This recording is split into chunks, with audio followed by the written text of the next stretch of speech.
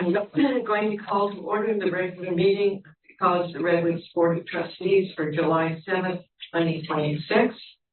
And I'm going to ask you to join me in saluting the flag in honor of those serving our country. I pledge allegiance to the flag of the United States of America and to the republic for which it stands, one nation, under God, indivisible, with liberty and justice for all.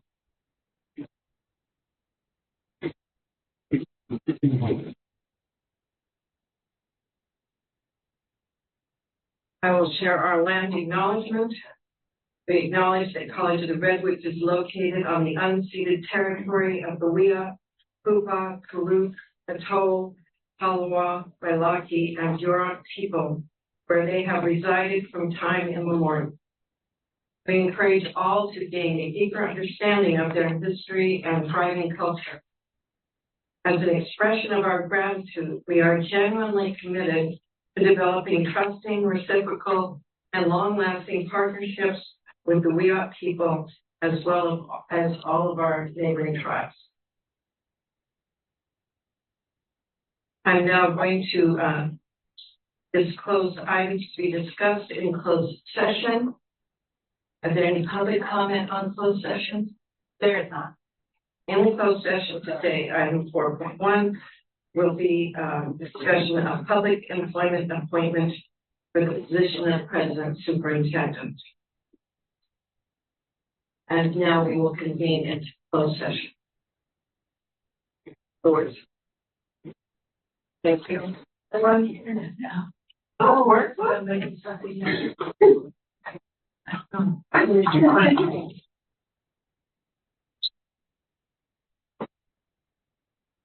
Okay, and Jose is going to join us up here.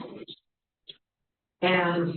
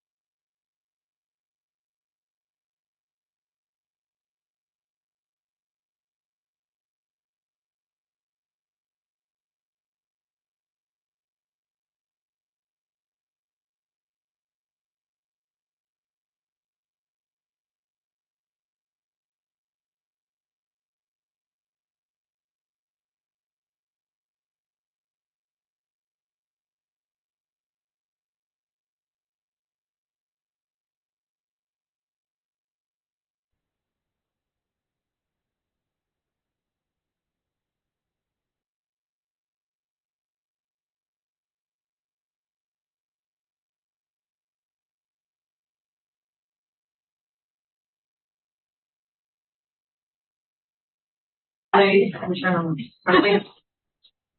we're good. Are we good?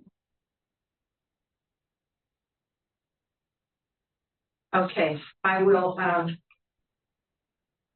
reconvene this meeting to open session, and I will report that the board took no action in closed session. And we will move on to item 7 on the agenda. Do we have any public comments? We do not. Okay, thanks. So beginning with member comments. Any of my trustees have members have comments that they would like to make? Yes, Sarah. Sorry. I'll just share that I joined this webinar that the Chancellor's office held on artificial intelligence, and thought it was interesting. They're also working to establish various principles, frameworks, and governance to support responsible and equitable use of AI, using a human-centered design approach, prioritizing equity and access with a focus on transparency, accountability, and clear communication. So I just wanted to mention that as we've talked about our own AI task force, that the Chancellor's office does have a lot of resources, and I'm sure we are tapping into them, but just sort of, we're all figuring this out together. Yeah. Thanks. Any other board members? Yes, Trustee Trust. Just want to mention that I, along with some fellow trustees, attended the 137th Basic Law Enforcement Academy graduation. And it's just, you know, always a great event to participate in. And each time it seems like I know somebody that's graduating or have a connection, and it just reminds me of community, you know, like how involved we are with the community, and that it touches all of us. And what a great event. Thanks. That's nice. Thank you. In June, I was able to listen to the GR webinar, and we did some of the modifications to the budget due to the May revisions. And what I thought was interesting is the Legislative Analyst Office, the LAO, has adjusted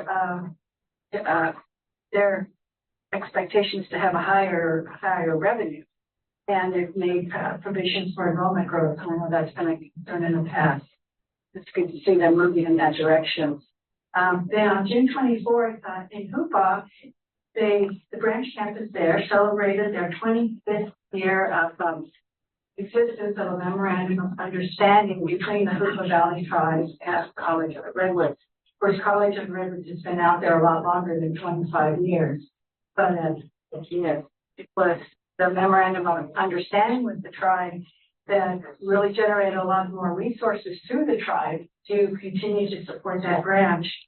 We had a lot of representation from the main campus, and I really appreciate, you know, those that came out to support that activity. There was faculty and classified staff, and especially with student support services. They've just been so generous with their time in the Valley, supporting the students.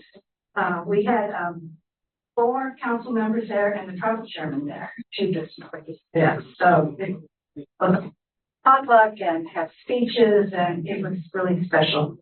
I too went to the police academy, and that's, you know, just always a very rewarding experience. I took some pictures, posted it on Facebook. I got lots of positive feedback. It's such an emotional experience. It really is a valuable, I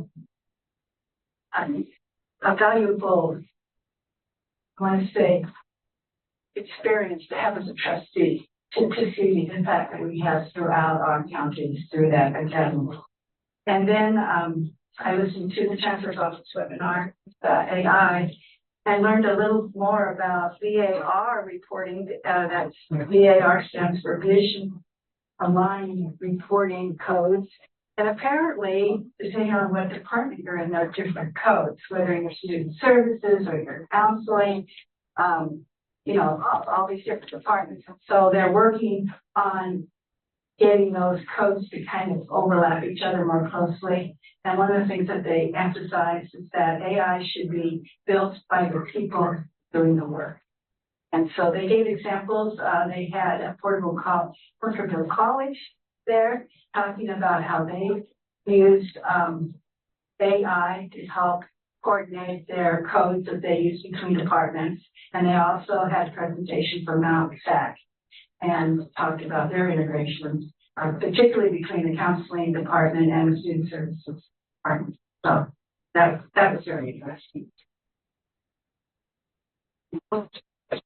Trustee Martin. Just a quick note on the Law Enforcement Academy graduation, which my trustee colleagues I was able to attend on, I believe it was June something or other, June 26th. I did want to acknowledge that Emeritus Trustee Bruce Eastwood and his wife Faye, as you may know, many years ago set aside a fund to award a cadet who is hired in Eureka, in more than one cadet, with some financial support to help with their equipment and their costs. So a cadet was hired by Eureka. Turned out it was the highest scoring cadet. He had won actually several awards, but among them was the highest scoring cadet. So I just wanted to acknowledge, and that there are others who also made contributions to the cadets, but since Emeritus Trustee Iman is one of ours, I wanted to publicly acknowledge that his fund is able to, he and Faye, his wife, were able to support one of our cadets this year, inspired by Eureka. Trustee Chris. I also got the law enforcement graduation. It's great to be part of it. And I was particularly appreciated President Flamer's speech there.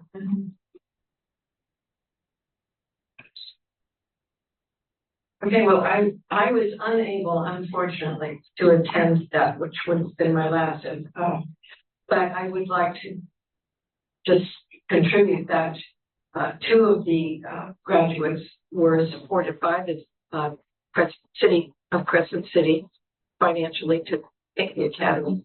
They were sworn in as officers in the Crescent City Police Department the following Monday, and began their field training with the department the next day. Mm. That's wonderful. Yeah, it is wonderful. On June 3rd, I attended the Strategic Action Panel meeting at the Del Norte campus.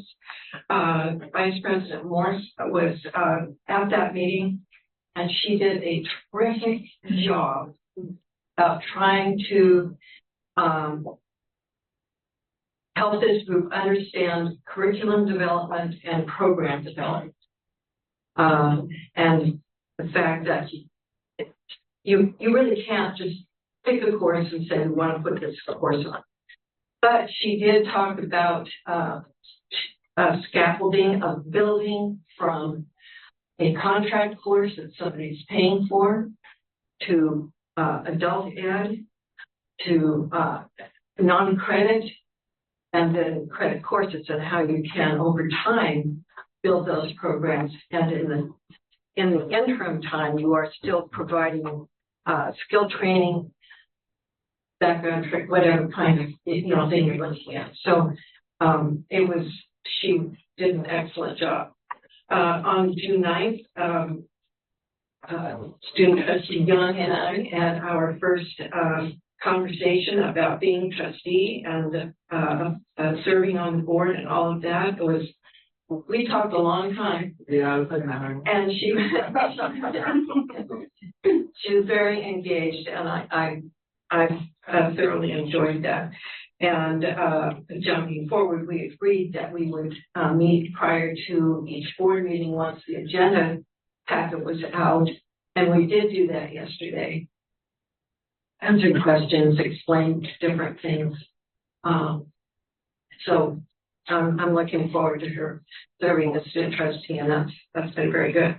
I did listen to the government relations webinar, and I said, met with the search committee chairs and our consultant regarding planning today's closed session. And then we had, of course, an agenda planning meeting. Matthew, I missed the public comments. Could we go back to this person on Zoom, make a public comment? Yes. So we have somebody on Zoom. We have some on Zoom who wanted to make a public comment. Okay. Hi, sorry. I really wish I would have come in person. So my name is Jennifer McMahon, and I've owned Primal Decor in Eureka for nearly 30 years. Thank you for your time today. I did ask to be placed on the agenda last month, and my intention was to ask you to reconsider the decision to reduce the woodworking program in the spring of 2027, and to advocate for Leonard Bechler. Since then, I've realized that that decision has likely already been made. So instead of looking backwards, I'd like to look forward. I think teachers like Leonard don't just teach woodworking. They teach confidence and problem solving and the belief that you're capable of figuring things out on your own. And I do think teachers like that are rare. During this process, I was told that students like me aren't a priority for CR because I'm not pursuing a career as a contractor. And I do understand you guys probably have mandates for workforce development, but I do think community colleges don't just create tomorrow's workforce, they also help businesses like mine succeed, because every skill that I have learned has gone directly back into my business. I've created a safer workplace, I've improved my client's experience, and in turn became a better boss because of my experience as a student. And I think in Humboldt, we know that small businesses operate on razor-thin margins, and skills like these do matter. It makes our businesses more resilient. And it's not just my business. I think students buy lumber and hardware and tools from local businesses, and those purchases support our community. But to me, I think the greatest value of these programs aren't just economically. I think our classes brought together young adults, retirees, career changers, and small business owners like myself, and we learned from one another under Leonard's unwavering dedication to create a sense of cooperation. I think in a time, and I think we all feel this, especially after COVID, when loneliness and mental health are a growing concern in all of our communities, CR has a unique opportunity to foster that community, because I think community colleges are a rare place where an 18-year-old and a 60-year-old can stand side by side and we learn from one another. So I guess I'm asking you, as you make programs decisions in the future, that you can not just emphasize the career side of things, but a place like the Woodshop's value in the community that it builds and the businesses that it strengthens outside of a career track, along with the individual lives that it changes. And I just wanted to take the time to do that today. Thank you for your comment. Yeah, thanks. Okay. We will move on now to 7.2 board committee reports. Are there any board committee reports? Trustee Valinsky. Thank you. I wanted to report on the search process for the new president, along with my co-chair, Dr. Mullery. At the beginning of the last month, we convened the interview committee, and they got together and we went over the rules, confidentiality, and they were given the materials from the rating committee. And we were to meet the next week. We met the next week. We had an incredibly robust discussion, and we really appreciated the ratings from the rating committee and how much work had gone into that. At that point in time, the interview committee decided upon a certain number of candidates to forward to for interviews. Yeah, for interviews. And they were scheduled shortly thereafter. The interview committee Zoomed a meeting a number of candidates, and after we completed that process, then we met and had basically a 2-hour meeting discussion about which candidates to forward on to the closed session for the Board of Trustees to consider as finalists for the president's position. And so Dr. Mullery and I really appreciate the committee, and we would like to thank them. You want to start with the student? Oh, sure. We had a student representative. We really appreciated her taking the time in the summer, by the name of Chetna Sidhu, who had some really important insights. She was amazing, actually. And Dr. Mullery would pull, because we were sitting at different spots, would pull her out. And some of her thoughts and her comments we just went, wow. And it was so delightful to have a student on the committee. And our consultant was saying it's extremely rare to have students on your committees. And we were fortunate to have 2 different students on each of the committees we had. Then I would like to thank Hillary Reed, who represented the Academic Senate and faculty. I'll acknowledge Mark Bernard, our representing classified staff. It's always good to have a network person on the committee in the event that things fall apart. So thank you to Mark. And then I'd like to thank Colin Trujillo, I probably butchered his name, who represented the Management Council. I'll thank Dr. Alan Price, who represented the administrators. He, of course, is an academic dean. And finally, we want to thank Jose, who kept us in line. Yes. Yeah, he's not here, who kept us in line and on track. And I'm pleased to announce, we are on schedule that was created in January. We are on track. Exactly. Just to clarify, that's Jose Serrano, our Director of Human Resources. Yeah, sorry. Otherwise known as Jose. Yeah, I didn't want to butcher his name. So, and then we had one more meeting that will come up in the agenda for the finalists, and we can discuss that at that point in time.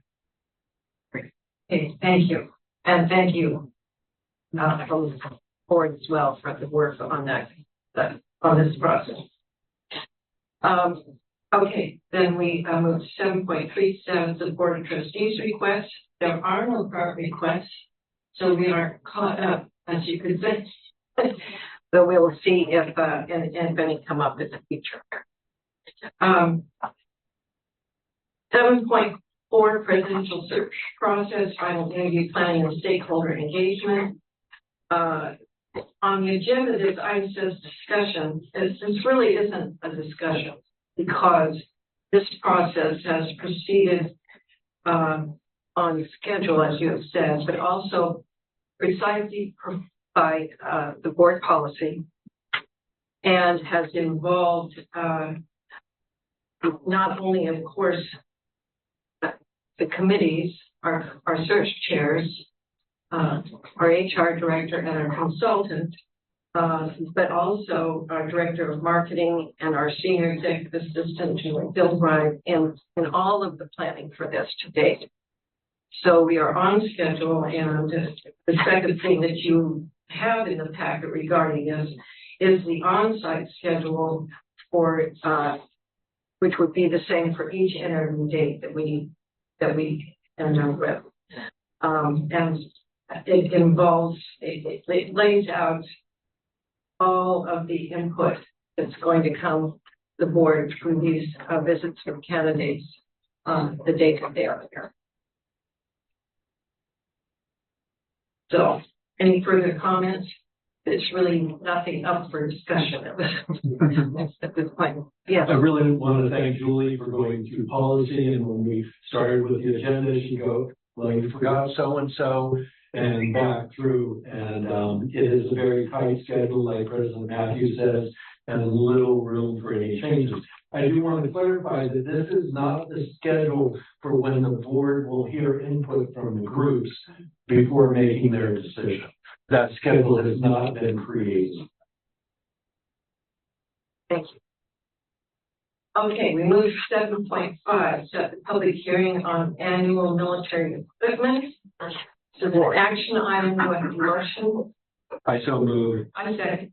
Okay, it's been moved and seconded, that we set a public hearing to be held on August 4th, 1 p.m. regarding the annual military equipment report. There's more information on that later in the agenda. Is there anything else to add at this time? This is just a requirement. Be good. Any questions, discussion? All those in favor, please say aye. Aye. Opposed? Okay, motion carried. Thank you. The next is 7.6. Review draft amended Board of Trustees goals for 2025-27 for our board evaluation process. We will review these at the January meeting. In your packet, we did revise these the last time when we added our goal of providing leadership and oversight for a thorough and transparent presidential superintendent search. I didn't suggest any wording. Somebody might, and maybe I'm not the only one with the idea, but we might want to now consider a goal. We could write it for our next meeting consideration or whatever regarding onboarding our new president, because that will take place in this same time frame for these goals. I think it would be worth considering and drafting something. We don't have to do it at the moment, but that was my input, which I just took first place. Trustee Doran. So I actually had two items in that regard that I wanted to propose, and one was regarding 3A. 3A needs to be changed from biannual to quarterly, because I would like to suggest changing to quarterly, because our board policy states with the new president that we will evaluate. And then I actually have the same idea of adding, and I want to do, I don't know quite how to say this, a little bit differently. Under 6DE, under E, doing onboarding, the board's role in onboarding the president. But what I would suggest we do is we take 3A, 6D, and the new 6E, and make that the number one goal of the group. Because that's the most important thing we're going to be doing next year, is working with the new president. And in my opinion, that supersedes all the other goals. 3A, 6D, and 6E, which would be created. Okay. I just think it should be number one. Okay. I wanted to mention to you that, chair of our committee, Trustee Rice, and I had a chance to talk a little bit about this document when we were at the graduation ceremony at the Police Academy. And, we're looking forward to the August workshop, where we can continue to discuss the results of our board evaluation and how there were some thoughts that we shared with the group last month that it might be incorporated into goals to at that time. So we're certainly able to do that with another revision. Okay, so would your committee incorporate these ideas today in what you bring to us at the August? Well, or we can start with that, but it's on the agenda, but we're hoping that with some robust discussion, there'll be even some additional. Absolutely, I wasn't including anything else, but it's just if you could include this discussion and bringing it to us again at the And I know that the August workshop, right? Yeah. Yes. Yeah, and I don't mean to exclude our other committee member, Trustee Mullery, but she's been really, really busy. So we're trying to, She's going to take my retirement after today. but she also is a part of this process. Yeah, I think it's a great idea. Good. Okay, so are there any other comments now knowing that this will be on the August workshop? Yeah. One thing maybe if you would consider in 4C is, as Dr. Flamer keeps talking about tying that into the master plan, we sort of have it there, but whenever, because this is my pet peeve, but he always brings up tying it back, so maybe you guys might want to consider that. We tying it back to The master plan, just not have it sort of out there, 4C, for see. workforce development, tie it to the master plan. The workshops that we schedule for. Yeah, maybe you guys consider some verbiage there. Dr. Flinter, what do you? I 100% agree. We talk it, I do harp on this quite often, don't I? And I are, Yeah, I know you do. you're gonna miss my heartbeat. I don't think so.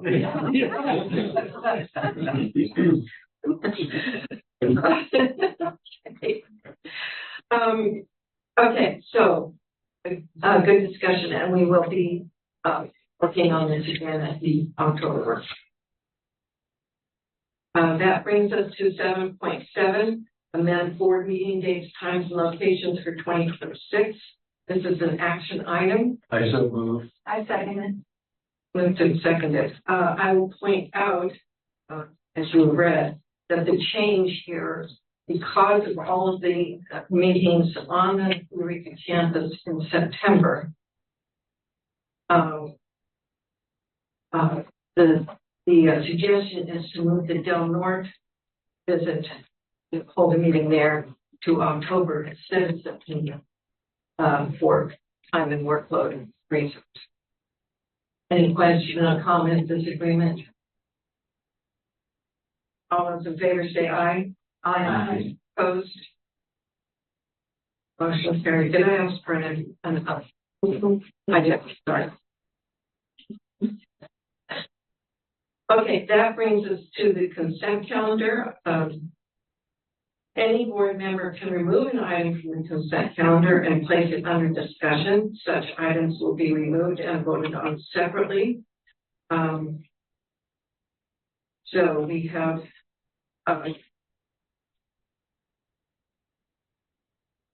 agenda items 8.1 to 8.5. Is there anyone who would like to remove an item from the consent calendar? Yes, trustee Young. 8.3, please.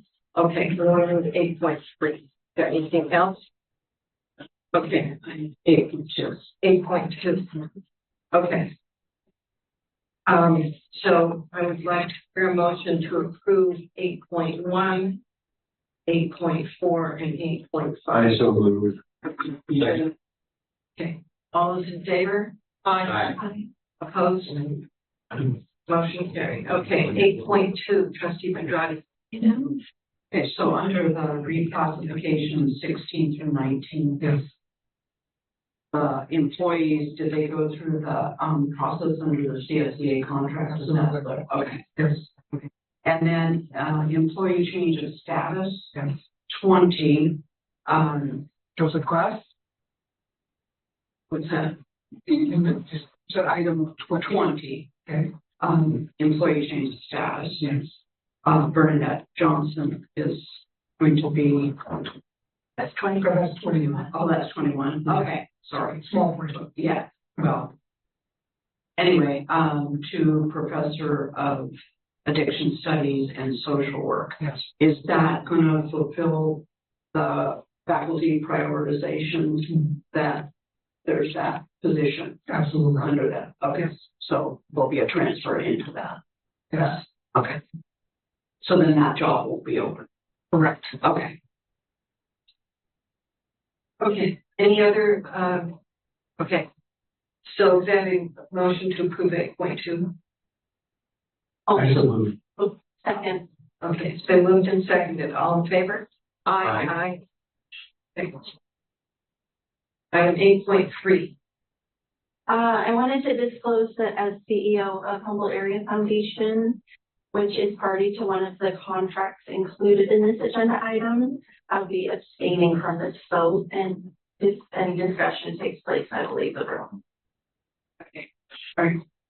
Is abstaining the right word? Yes. Thank you. Sorry. Okay. So is there any discussion on that question? No. I move for approval. Okay, second. It's been moved and approved. All in favor, say aye. Aye. Opposed? Motion carries. Thank you. That brings us to item 9, discussion and action items. The first is 9.1, to approve and ratify the salary schedules for the administrators, managers, and confidentials. This is an action item, so have a motion. I move approval. I second. Okay. Been moved and seconded. President Flamer.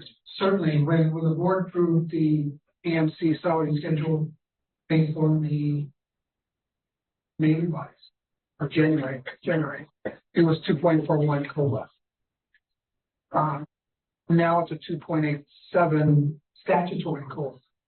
And this is what I would like the AMC's group to be able to take over the next paycheck. There's still a lot of questions, both in the state and in my mind, what happens with that 1.44, which is a super COLA or a discretionary COLA. Too many questions are in my mind of what the legislative intent is or was for that. So we're waiting for a lot of trailer bills to come out to give us much more clarification. But I don't want the AMCs to go through and then another couple of months of us trying to figure out how to handle it and not have them have their paychecks increase instead of in COLAs. Okay. Are there any questions? So we approved the schedule before, but we are adjusting those figures. Seeing no more discussion, all those in favor say aye. Aye. Opposed? Motion carries. Thank you. Thank you. 9.2. Grant President Emeritus status to Dr. Keith Flamer. I so. I second it. And I have something else to add to that. And thank you for the quick response.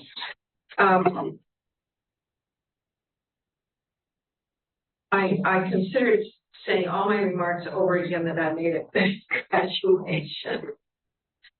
I speak for the board, and anyone else can speak for the level of appreciation that we have for your service to college and graduates.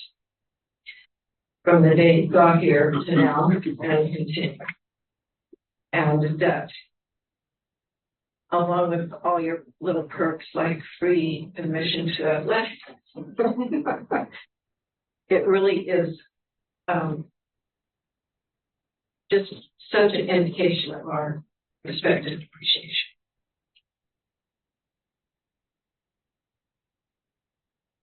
Anything else? All those in favor, please say aye. Aye. No opposed. Motion carries. Congratulations.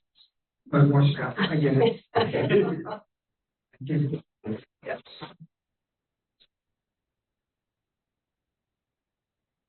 Okay, that brings us to 10.1. I believe I'm correct. Yes. The military equipment annual report. Dr. Flamer, would you like to fill us in any further on this? Certainly, this is as the board set the time for the public comment. This is of course annually as well. This is let the board know what we're going to talk about in August. And that's all the background information. Good work. I looked it up in order to explain to our student trustees. So just to say, as we know, that this is a state requirement for any law enforcement body to get approval from their board, governing board, whoever that is, regarding the purchase, use, and planned purchase of this kind of equipment as it is laid out in the statute. Okay. 7.2, issues in education, English, and math preparation. Dr. Amy Moffett. She is away today, Okay. but I can talk a little bit about this. Okay. Can you? All right. Yes. I think I can, but may I please do so? Please, Dr. Flamer. Thank you very much. This is in reaction or response to the board's, observation and its, board evaluation, it'd be very good for the board to know the macro scale what's happening in higher education. And this is, and so every board meeting will have a larger, broader issue about higher ed as part of the agenda. This is the first shot out of the gate, if you will, of trying to talk about those broad issues. And I believe, Professor Aaron Wall had a conversation with the board several months ago about what the math department is seeing on the lack of preparation of students. And I thought that this would be the prime time to also talk about what's going on in K through 12 in both English as well as math. And so this is a picture, a snapshot of showing how unprepared several of our students are in our service area. Specifically, students who are lower on the social economic scale. And to just want the board to be aware of that as you go about your state meetings and they start talking about the revision of a state law that allows schools to either offer entrance exams or placement exams, or going back to the old way of offering the remedial classes. The problem that we're going to have, and the board has to start talking about this as the board talks about its strategic vision, is how do we do that? How do we take care of the students who are unprepared for school without having the students, as we have seen for decades, students stuck in the remedial loop and never getting through. And so that's why the lawmakers stepped in, because we couldn't solve the problem. So I think it would behoove the institution to start having this broad conversation. And it's going to start at the faculty level, because they're the experts in the classroom, and coming up through the planning process to the board and figure out how to make this happen, how to address this problem. And I don't think it's up to the K through 12 to solve the problem, because they're steeped in it. So we're getting what we're getting. So how do we fix this? So students are successful coming in the door and exiting. So that's was part of what I wanted Amy to at least have a shot at. Anyways. Yes, so I took statistics last semester, and I really enjoy chatting with my professors about how they approach teaching, because I think it's really interesting. Anyway, we were talking about, like you were saying, difficulty with students coming into statistics as a required course, and she was talking about how helpful it would be to have like one credit like math lab, or to work on schoolwork with tutors and things like that who were paid to be there, so that they'll be incentivized for people to go and seek help instead of thinking that they're all alone. There was also a suggestion that there'd be, like you said, an intermediary, like fresh out of high school or even coming back, because I feel like that's something that's kind of lost on planning for the subject group of college students. You know, when you think of college students, you think of fresh out of high school, coming this year, they're continuing their education. From what I've seen, there's a lot of people who are coming back after having going into the military, or finally going back and pursuing what they love, and they haven't done math in ages, and we don't really have, at least to my knowledge, a place for them to kind of learn those elementary stuff that's required to go into these required math courses. So that might also be contributing to the lower preparedness. Yes. Yeah, the comment. Yes. You just encapsulated exactly about 20 years worth of conversation. That is the problem. But the other problem that is exasperating, where we're shrinking on that middle part, is that on the federal level, they are limiting the number of credits that students can get financial aid with. So the more that you add in 1 unit, 2 units, 3 units at the beginning of their academic career, then the less money they're going to be able to have for their financial aid to actually graduate. So we have these two opposing values that we have to have. So, great point. Thank you. That's interesting. I'm just reflecting on the article that we sent to trustees from the Chronicle of Higher Ed, which it was a college professor who was lamenting that his students, and this was at a 4-year college, were unable to read well. And he gave several examples. And one of the things that he noted, there were several things, I found that really interesting articles, thank you for sending it, was the use of technology, especially in K through 12. And right into college, students like often really glued to their phones, their screens.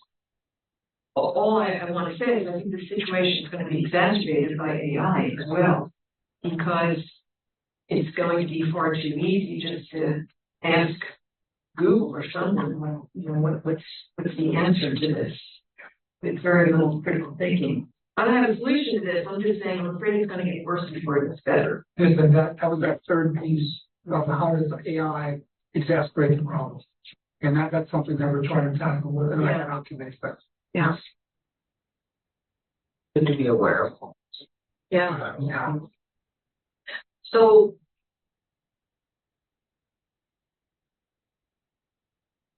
It's a steep mountain.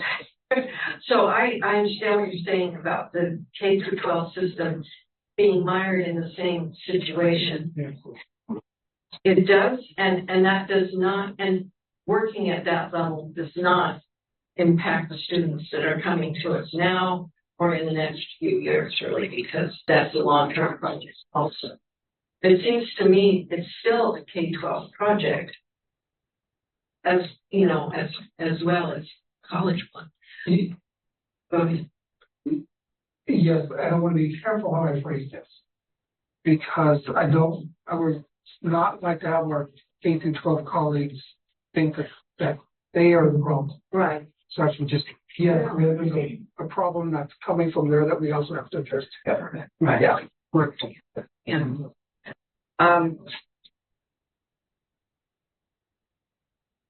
As a grandmother watching young people, I think there's the Chronicle of Higher Ed article is alarming. Mm-hmm. These students are also learning in areas that I will say had no exposure to in school. Mm-hmm. And they're learning skills at a young age just by virtue of technological revolution, transition in our culture. You know, to see this just as a part of living. So that's the reality. Some of that's very positive in my mind in terms of what students are learning against. But that doesn't change the issue of skills in various fields that students have to have that clearly they're not coming to us with. And I remember very well financial aid, which drove a lot of that because students were using up 12 units, 14 units of financial aid for classes that didn't even count towards the degree. And it was a slog that many just, as you said, didn't make. So that's not the answer either. And now we can't do it in terms of their interest in financial aid. So it is question for us to continue to look at. Yes. Katie, the report that we provided indicates that these low scores in math and English, and these are low in this community relative to other communities, right? Not only are they kind of objectively low, but they're low compared to other communities. And You are correct. what tools do we have here, just generally, not specific, like what kinds of tools we have to help deal with that? Because I think I understand what you're saying about the K-12 issues are there, and I have 2 kids there and could offer a lot of opinions, but they're not really useful for what we're trying to accomplish here. So what tools do we have? If you don't object, I would like to have the board ask me for a report on that, that's separate. Because I'd like other people to join in on this conversation, if that's okay with the trustees. And it's a useful question to answer. First, I think, I'm sorry. Yeah, first, I think it's extremely useful, and it's a much needed conversation. Because when I hear your question and I look at this data, it's concerning not just because the students are coming unprepared, but if we don't solve the problem, then the class issue gets worse. Not classroom, the class of people. We have people who are highly educated at the top of the scale, people that are not, and they have no options but to do what they have to do at the lower scale. And how do they get up higher? So we have an exasperation of the class dynamic in the nation, in society, that we don't solve this problem. But anyway, yes. I think it'd be really helpful. And noting, as a district, that we have 3 sets of scores, and those aren't the same. I not the scores, but well, they are scores on this evaluation. So in all the rest of how to look at it, we have to look at the disparity between Humboldt and our AP. And then the disparity between the social economic. Yes. That's consistent. Right. And Delmar is more monthly deprived than Humboldt, so. Yes. Like the scores are, even more assessment. And AP the same. So it plays out across our district. And this has been going on for a long time. Yes. So at the end of our agenda, we'll talk about it. Okay. Anything else? 10.3, the 3C2A Gender Equity Committee Report. And I have Athletic Director Vizio Yes. in the back, if you can please come forward and talk about this with some person. Welcome. Thank you.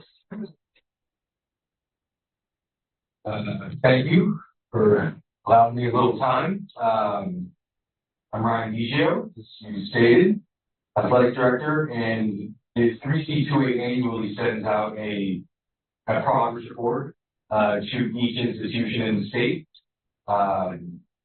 Sometimes with recommendations, but just an overview of how each institution is doing in their Title IX compliance. The report that's in the board report that you may have seen are numbers based on 24-25. When my predecessor, Mr. Bob Brown, presided over the athletic department, I submitted the report last fall with these numbers and made sure to include rodeo in my report. Basically, we are trying to show annually that we are meeting the needs not only of our community, but we are trying to create harmony with our participation numbers, equitably male and female in our sports offerings. The data suggested that we have quite a few more male student athletes in our department, which is not uncommon across the state. Participation numbers in female athletics has dwindled a bit since COVID. We're seeing a bit of an uptick around the state. And in order to prove that we're trying to create harmony with those numbers, we are trying to continue to offer sport offerings to include more female participants, and while also just trying to reflect the needs of our community. The report stated that it certainly appears that we're trying to do that. They use rodeo as an example of that. And given that the data we will submit this fall will reflect the greatest number of student athletes we've had in our department, we're hoping that the trend will continue, that we're not only servicing our community with our offerings, but trying to find as many pathways towards our programs as we can. Any questions? Happy to answer. So with Title IX, the issue is numbers, but it's also really an issue of accessing athletic programs that our sportswomen can participate in. That is correct. And historically, we've had more offerings for females in order to try to create more equity in our numbers. In the years past, we've had women's tennis, beach volleyball. As the report also states, I'm exploring the addition of female flag football to continue to try to create as many pathways to our programs as possible with obviously equity in mind. I serve on the Equity and Inclusion Committee in the state, and this is something that we all pay very close attention to, obviously, and something that's very important to me personally.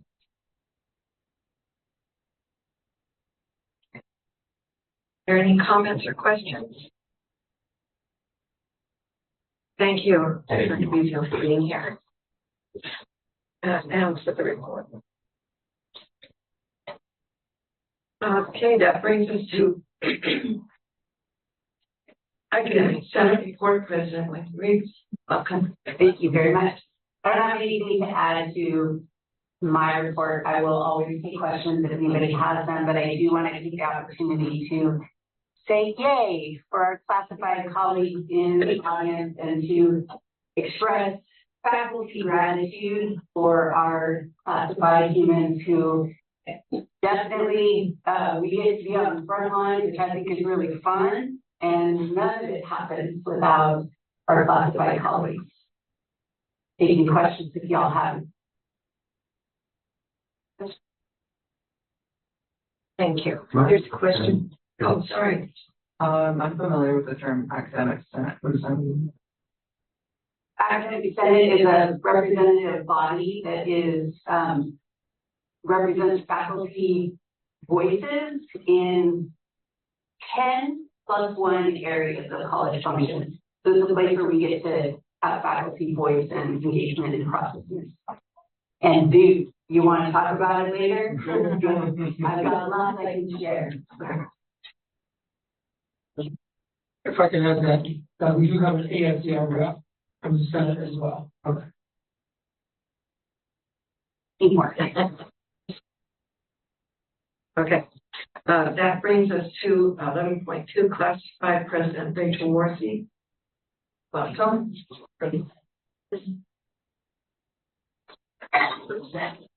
Thank you for allowing us to be here today on your agenda. And in our written report, we wanted to highlight the work that classifieds do.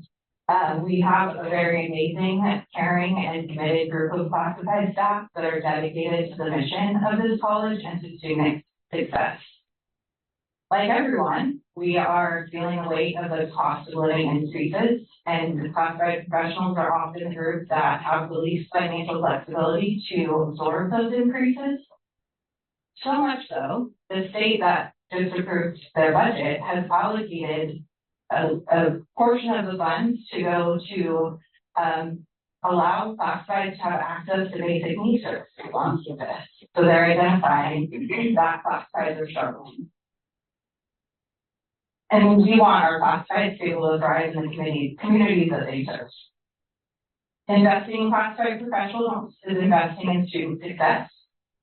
When classified professionals do their jobs well, their work is often invisible, but invisible does not mean less valuable.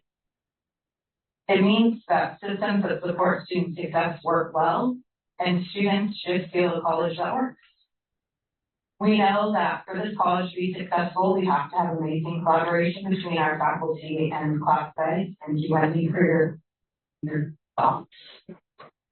And this board consistently affirms the commitment to student success, to collaboration, and to equity. So we're simply asking that during your compensation discussions, that you would apply those same principles and at minimum, give classifieds the same increase that our faculty partners received.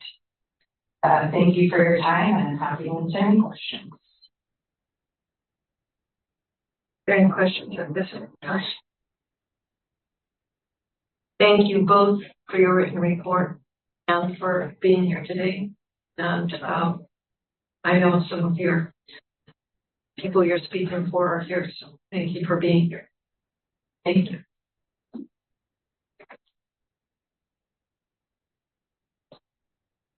Okay, we move on to Management Council President Amber Kavanaugh. Welcome. I do not have anything to add to our very brief report. However, I want to take this opportunity to formally introduce myself to everyone. You don't know who I am. I'm Amber Kavanaugh. I'm the Director of Community Workforce Development here at College of the Redwoods. I also manage our Liberty Downtown site location. I first began working at College of the Redwoods in 2006 at our Arcata instructional site, and have held many different roles over the past 20 years. Jordan Walsh, our president-elect for Management Council, unfortunately had to leave early for another obligation. However, I'm very excited to have her as vice president on the Management Council. She is currently the assistant director of the OPS and CARE, and has previously worked in roles as advisor and scholarship coordinator, and been with the college about 10 years. Does anyone have any questions? This is an example of growing our own. Absolutely. And I believe next month you'll be speaking with the strategic action analyst Denmark. Absolutely, yes. See you there. Yes, I started as a student services specialist one. I was 21 years old, right when I graduated from Humboldt. It's Julia Morrison at the Arcata site. And yes, absolutely an example of growing our own life. And so there was a lot of opportunities to grow alongside this position. I'm looking forward to serving this role on Management Council. Thank you. Thank you for coming through. And that brings us to our student trustee, Samantha. So I don't have a written report, as there's not much that ASU has been doing over the summer. But I can report that I've been taking this role very seriously. I read through all of Robert's Rules of Order again, refreshed my I refreshed myself on the Brown Act. I've had lengthy communication with Carol Matthews, as you've heard, but yeah, I've just been really just trying to immerse myself in the responsibility and privilege that comes with this position. I have a few things to report that are just kind of things that I've picked up recently that I think the college or the board should be aware of. There's still not really a gender neutral bathroom map. I'm working this summer with Upward Bound with TRIO, and we have to tell them where the gender neutral bathrooms are because nobody really knows. There is also in the dorm culture, the RAs and management are recommending that students don't drink from the tap water, which if it's safe, maybe they don't have to be so adamant on it. So maybe just a little bit of investigation in that area would be nice. And then there was one more thing. Oh yeah, we are officially at ASCR in the background is kind of already looking at Welcome Week and the budget and what kind of items that we're going to have for the beginning of fall semester. So we're getting a head start on the semester, just kind of getting out the planning stages. I hope and I'm going to encourage our new Senate this year to be more active in our events. So, yeah, that's it. Does anyone have any questions? Could you refresh my memory? When's the conference and where is it? I believe it's in early August. Yeah, it's like a week or two before classes start. I know because that's when I'm supposed to be doing ASCR trainings, and so I'm gonna have to pick and choose. So I'm gonna go to the conference, and then I'm gonna work with Stephanie to do the training a little bit later.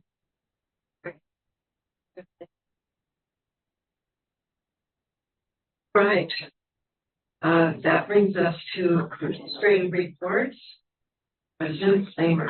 Thank you. Very quickly, there are two things. I know the board's been in here since you.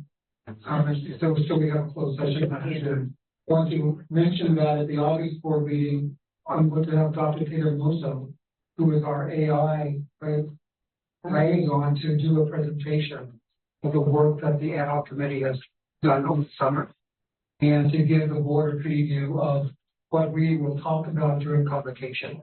I always want the board to know what we talk about in this broad discussion prior to talking to the college about it. So, Peter will be here August 4th, August 4th, is that right? The other point is, in preparation to onboard my replacement, I've asked Dr. Amy Moffett to work with the administrators and managers in the district to come up with things that we want the new president to know. That is so that it goes across the whole district. It's not going to pick and choose what's on the website. And I've asked her to structure it according to the HCJC standards. So we start keeping abreast of the standards and incorporating that within all the district as we move forward. And this booklet, I don't know how big it's going to be, but I'll say this document is just not for the new president, it's for the whole district to to take stock of how good we actually are, to remember the good things that the district has done. And I know that we have disagreements, that's what we do, but we also work together to do and accomplish a lot over the last several years. So this is a way for us to communicate externally, but also internally as well. And the board will see that before it's finalized for them, for the new president, or also the interesting to say, if they come on board. Okay. Trustee Dorn. Do we have any outline of that for the workshop in August? Because we're going to be doing our planning for the new president's onboarding. I will make sure that we have an outline for that, yes. Okay, and when is convocation? August 20th, August 20th, on Thursday.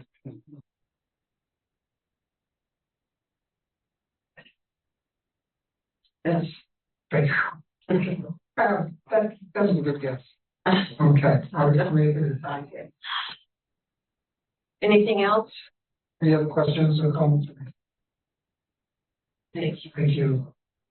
Okay, that brings us to 12.2, Executive Director of College Advancement and Foundation. Well, thank you. Good afternoon, trustees. I'm going to give you a few updates here. First off, in regards to donations, I want to publicly thank Dave and Dr. Somerville for their donations. They donated another $45,000 to help develop the healthcare content we need for the programs, and they will be making another donation probably early next year as well. In regards to the mobile simulation and healthcare education unit, better known as the retrofitted CR ambulance, I want to publicly thank Sutter Health and Open Door coming on board and sponsoring the ambulance. Providence is interested, but they have a more complicated sponsorship process. But I want everyone to know that their CEO was very interested. But whether corporate sees that the same way remains to be seen. Other nonprofits in our community have faced this same challenge. In regards to relationship building, so part of my time is spent on alumni research. And a couple of years ago, I came across Bill Keith, who became the CEO of Perfect Snacks. He was a basketball player here. He took business classes. Him and his family are famous for developing the Perfect Bar, which is a protein bar that's refrigerated. Extremely successful would be a bit of an understatement. It created a whole new brand category. So I reached out to Bill 2 years ago. It was at the time that he was selling his majority stake in the company, still remaining as a minority shareholder. Stepped down as CEO of the company and took his family to Europe for a year. The only way I could reach him was through Facebook. Not that he was an extremely active Facebook user. But I sent him a detailed communication, and 2 years later, he responded back. At length. And was very happy that we reached out. I proposed to him that he come to campus at some point in time and talk to our students about his story, because this is quite an entrepreneurial success story. So he was interested in doing that, so hopefully down the road we can put that in place and have Bill come out and talk to everyone. In regards to the dinner and auction, everything is going as planned. We've got our systems down, and I do want to publicly thank our title sponsors, Blue Lake Casino Hotel, and now the McLean Foundation. And also want to recognize Humboldt Fence Company as a maroon sponsor, and Harper Motors and Coast Central Credit Union as gold sponsors. So sponsorship of the events continues to grow.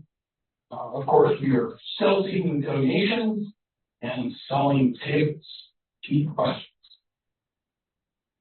Are you going to do golden tickets again? We are going to do the golden tickets again, Trustee Dorn.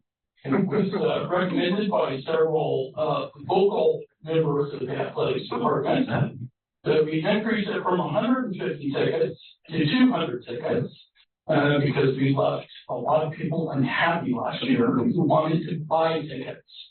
And whether the same scenario works out in the room this year remains to be seen. But we appeased those voices in the room, and we'll see. If it's successful, it will raise a lot of money. So golden tickets go for $100 and allow the winner to select any one of the live auction items as their prize. And considering some of the prices are worth about $22,000, not a bad investment for $100. Yes. I have a question regarding the use of the ambulance. I was wondering, is that going to be on campus, or someone has an emergency on campus so they get to use it for free, or what is the use of the ambulance? That's a good question. It's more of an educational unit, so they're going to be taking it to public community educational events. And really, I think it will help educate folks on the types of healthcare programs we have here at College of the Redwoods, and just build a lot of relationships out in the community too. I don't think the general public is aware of, like, for instance, the training magnets that we use that cost $100,000+, and one of those will be in the unit. So I think that in itself, showing kind of the technology that we have at College of the Redwoods, will be a bit of an eye opener. And it's a great PR opportunity for Sutter Health and Open Door to get their materials out to the public, maybe recruit future workers, and build those relationships as well. Okay. And to purchase tickets, we contact foundation Yes, office. reach out to me The website too, right? Yes. I'd like to, all right, and we don't sell the golden tickets online because that's illegal, based on raffle rules. But there's lots of, coaches and foundation staff that would just love the golden tickets as well as tickets. is that above and beyond your table ticket, sales tickets? Yes. I know I bought one last year. You're lucky because they sold out. My friends at my table, they were sold out. Yes, thus adding 50 more tickets.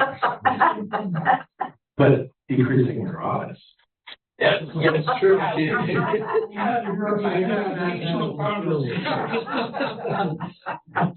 trying to explain how that works. Interestingly enough, going up to 200, based on academic research, shows that people have a adverse reaction to those odds.